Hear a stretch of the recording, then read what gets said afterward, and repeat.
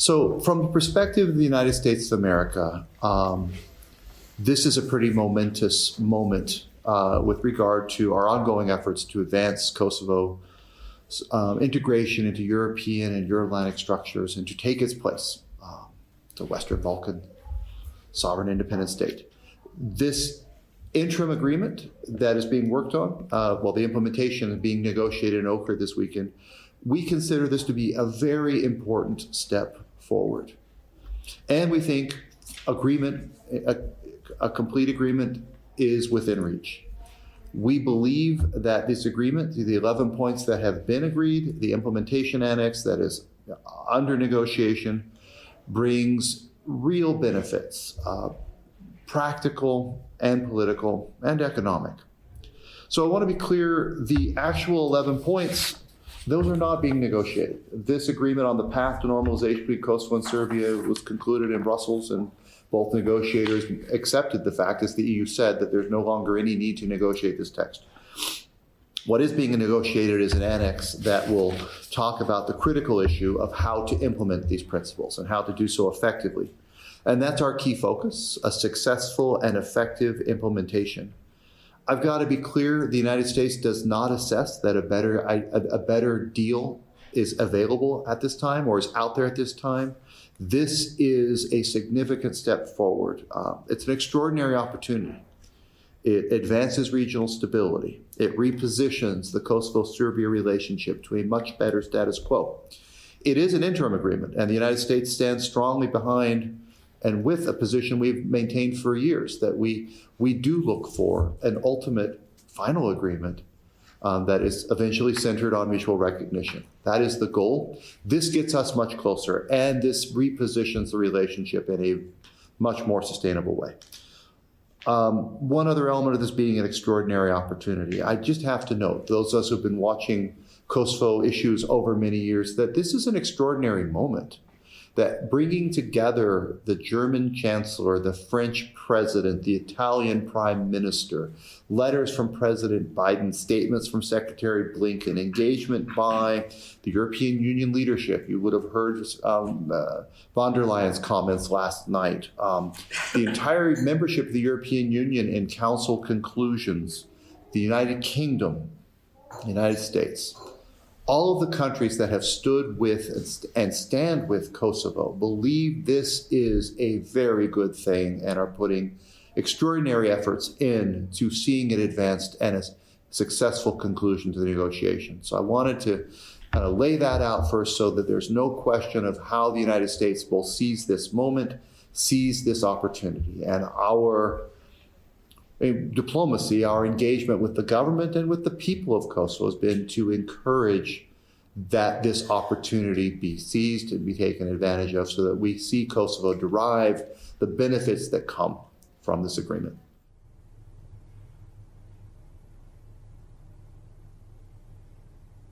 Some elements of this agreement only work if there's agreement between both Kosovo and Serbia. Some elements of this agreement, regardless of whether there's agreement between Kosovo and Serbia or not, we believe Kosovo should be implementing. We've talked a lot about the Association of Serb Majority Municipalities, for example, which we believe is both an obligation Kosovo has previously entered into, and we believe it is good for Kosovo in helping it be more successful in addressing the concerns of its ethnic Serb community. But our focus right now for Saturday is a successful outcome. And so what we are doing is putting all of our work in, both in Belgrade and in Pristina, to help create conditions so that agreement can be reached. And I have to say that I see real opportunities for progress. This is in reach. This can be achieved. That's what our focus is.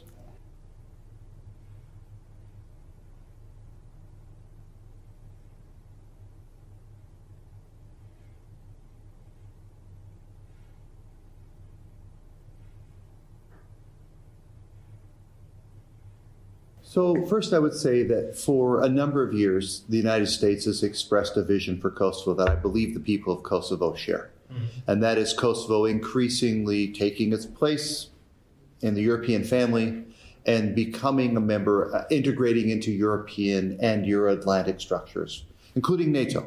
And our vision for Kosovo in the long term is very straightforward. We believe Kosovo should be, will be a member of the North Atlantic Treaty Organization someday. And it's only a question of how do you get the conditions right to achieve that.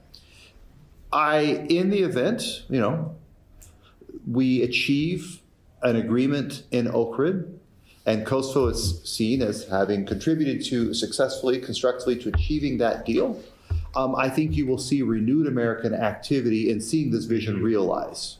It's not that we haven't tried in the past. Understood. Now, with regard to Partnership for Peace, I also have to say one more point. NATO takes decision by consensus. So all decisions are reached by consensus, as we see in all NATO decisions. So I cannot guarantee that the aspiration that the people of Kosovo have that we share will be immediately met.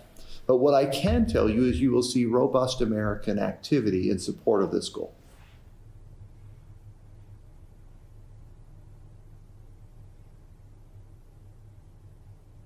It's hard to renegotiate something that hasn't really been negotiated yet.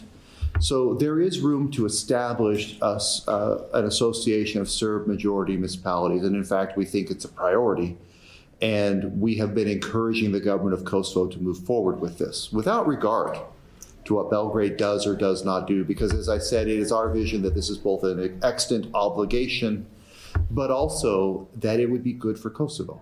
That, I held a meeting of stakeholders here or of interested parties on the 31st of January and heard from a lot of different actors. I will say there wasn't a single ethnic Serb representative at that meeting who didn't express desire to see the association established in some way, shape, or form. There's a lot of room for what it would look like. I want to repeat what the United States has said consistently, that we do understand some of the concerns that have been raised, and we believe it is very important that the association contribute to the good functioning of the Kosovan state and society rather than detract from it. So we've been clear. We do not believe it is appropriate for Kosovo to agree to anything that would be in contradiction with Kosovo's constitution. We do not believe it is appropriate for Kosovo to put in place something that is not consistent with the 2015 Constitutional Court decision. Those are some guidelines. But within that space, there's a decent amount of room for what this thing will be. Our hope is that both through this process this weekend and on the subsequent action by the government, this will move forward because we think it's a very important element to repositioning the Kosovo-Serbia relationship, having this new, more stable, more positive status quo, but it also helps Kosovo be more successful in being what it is, a multi-ethnic democratic state that has provisions and structures in place that protect the rights of all of its citizens, including citizens from minority communities. One last point, so this has come up a few times. I have talked a lot. I don't think I've ever had an encounter with journalists in which I haven't been asked at least one question about the association in some form or another. And I've always chosen my language very carefully. I've talked about an association of Serb majority municipalities because that's what was agreed to. So whatever emerges from this process is going to need to be some kind of an association, and it is going to need to be comprised of municipalities which have a Serb majority.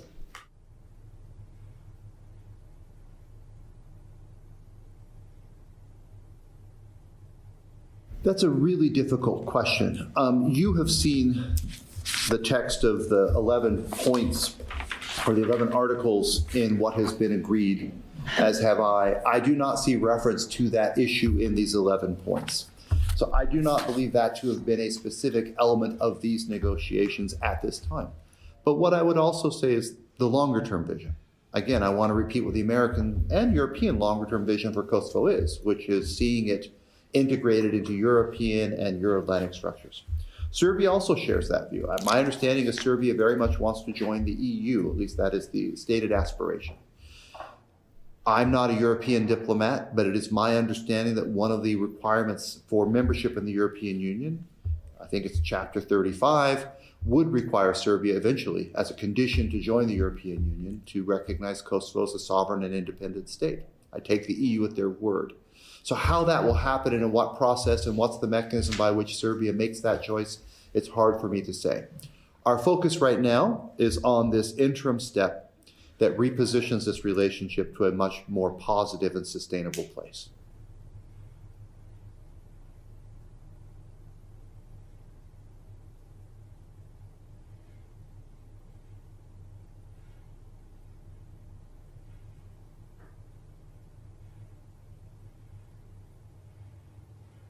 I would say a couple of things to that. First, Miroslav Lajčák is a savvy, capable, experienced negotiator and special representative. I would not anticipate that he would put forward proposals that are at variance with agreements reached under the Brussels agreements. And I would note that Article, I think it's 10, 10 of what has been reached, of this basic agreement says, both parties confirm their obligation to implement all past dialogue agreements which remain valid and binding. So nothing has been canceled or negated. I do believe Mr. Lajčák has given food for thought to the parties on these very sensitive questions. Issues related to national, ethnic minorities in countries are sensitive throughout Europe, but there's also a lot of positive experience throughout Europe of how you can do this in a way that both addresses the concerns of the minority community who wants to ensure that there's respect for their culture and their traditions and their national kind of interests in some ways as an ethnicity, but also ensure the good functioning of a state, right? And I believe Mr. Lajčák has given to the parties what I would just call examples as food for thought, to be inspired. You've seen some of them. We've talked about some of them. I remember many, many years ago working in Croatia, people often talked about the model of the Åland Islands.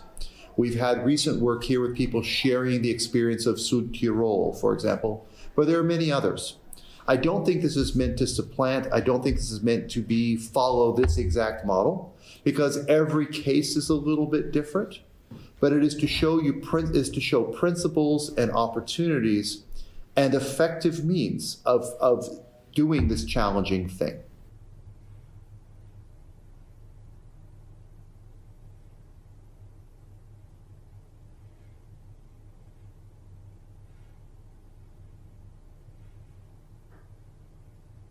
First, I'm going to turn back to something I said at the beginning, that the United States and all of Kosovo's international partners, without exception, believe this agreement to be constructive, positive, bringing real benefits, practical, political, economic, and have put a lot of effort into advancing it in challenging ways.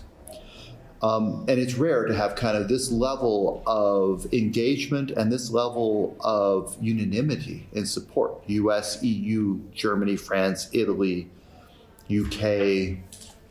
So I want to make that point because I think it's important to take stock of what it would mean for this agreement not to be successful. And I want to talk about all the positives, but there are some negatives if, for whatever reason, Kosovo isn't able to take advantage of this opportunity.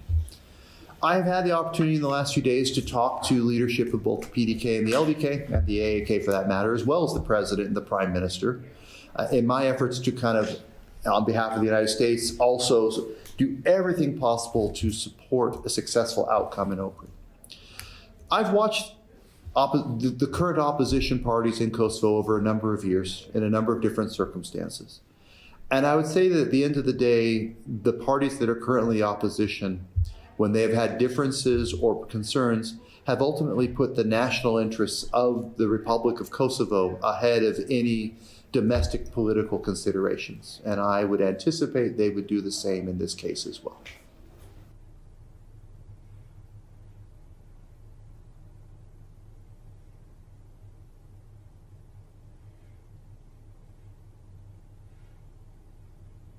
Our read of the 11 points suggests very clearly that the association needs to move forward. And part of what will be on the agenda, I think, at Ohrid is the sequence and process for that to happen. I do not see reference in this basic agreement to formal de jure recognition of Kosovo. So I'm not sure I can talk about this sequence. All I can say is this is where we are and the positives that come from where we are. And I can also say there's this longer term view that there will ultimately need to be mutual recognition between these two countries, but when that will happen and under what conditions, it's difficult for me to say right now.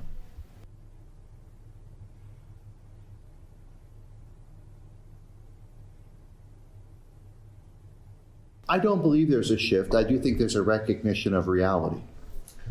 And I don't know there's much more to say than that. The United States position is clear, and it has been, and it will be, and I do not see it changing.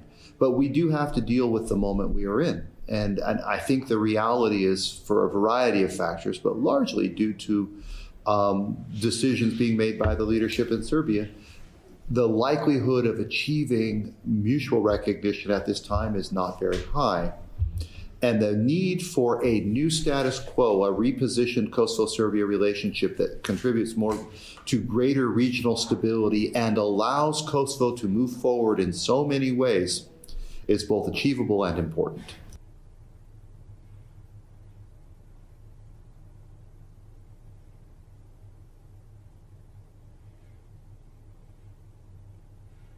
This feels different to me. I don't know about all of you, but to me, this feels a little bit different. The level of political engagement, the collection of actors in support of this agreement, the seriousness. I'm not saying that the Brussels agreement process wasn't serious or didn't have support, but this feels a little bit different.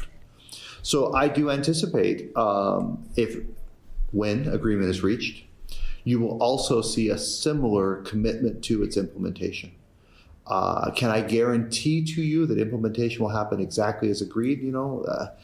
I can guarantee to you the international community will be seeking that, and we've thought very carefully about what tools do we have to provide the right incentives for full implementation.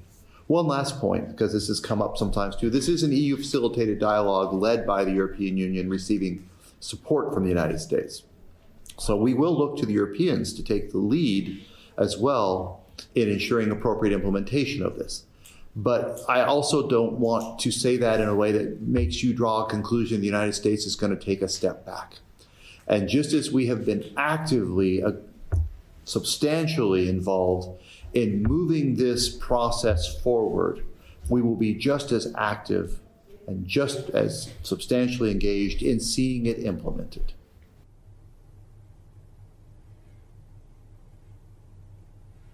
I think the words have to speak for themselves. If you go to Wikipedia or an encyclopedia and look up international organization, oftentimes one of the first organizations that would appear would be the United Nations, which defines itself under its charter as an international organization. This is obviously a sensitive point. I can only speak to our expectations of the extent to which the parties will comply with the commitments they have made.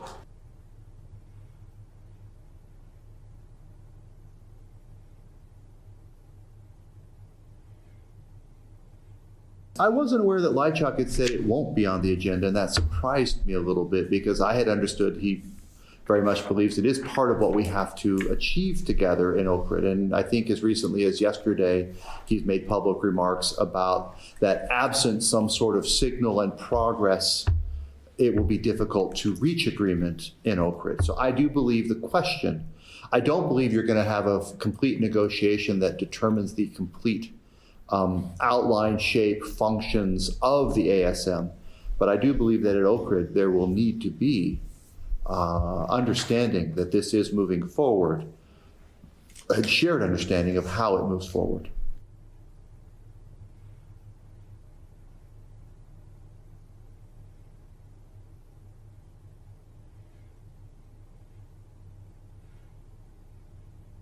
Over the last many months, we have found ourselves dealing with two different sets of issues.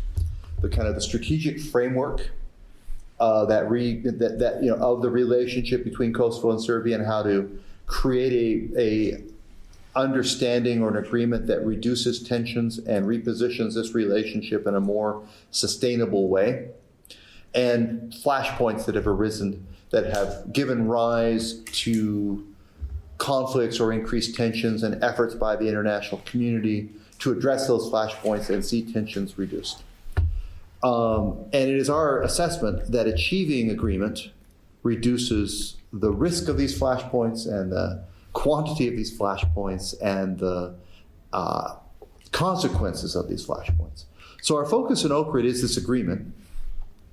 If this agreement is reached, then you could very well have the conditions so that all parties participate in elections on the 23rd of April. That would be our hope. we would very much welcome the Serbs participating in those elections, and we would very much welcome those elections being held in conditions of security, dignity, in which democratic processes go forward. I can't speak to what will actually happen. We got to get through Ohrid, we got to get through this agreement, but that remains our hope. And I think I'll leave that there for now. We will all have to take stock after Ohrid and what that means in terms of next steps on a number of different things, but including the scheduled April 23rd elections for the 4 northern municipalities.